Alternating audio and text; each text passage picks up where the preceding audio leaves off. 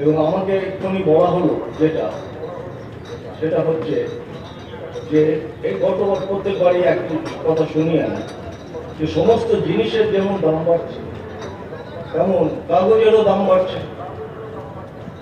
এবং এটা দুঃখের বিষয় যে ভারতবর্ষের প্রায় 50 বছর স্বাধীনতার পর আমরা এখন এখানে আমাকে বলছেন স্মারকলিপি দেবেন, মেমোরেন্ডাম।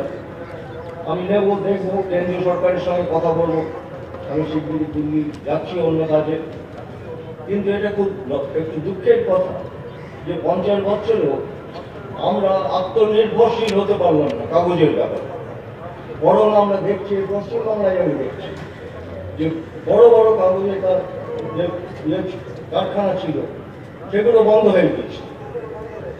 এখন আবার নতুন করে সে বহু দিনকার ব্রিটিশ আমলের কারখানা সেসব বন্ধ হয়ে গিয়েছিল।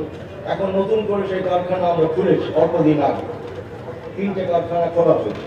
কাগজ আরো 2-1টা কাগজ কল আসছে। কুচবিহারে একটা বিরাট কাগজ কল হবে, একটা ব্যবস্থা হয়ে গেছে সেখানে।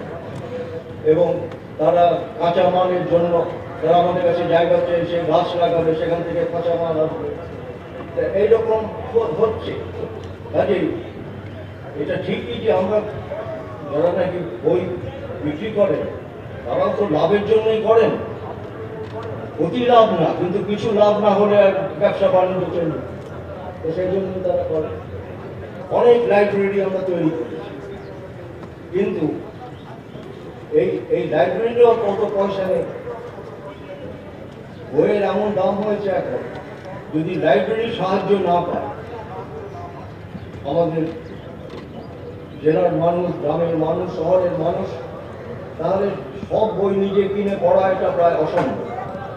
আমাদের সব থেকে বড় যে আপনাদের সহানুভূতি, সাহায্য, সমর্থন না থাকলে এই বই মেলা হতো না, বন্ধ হতো।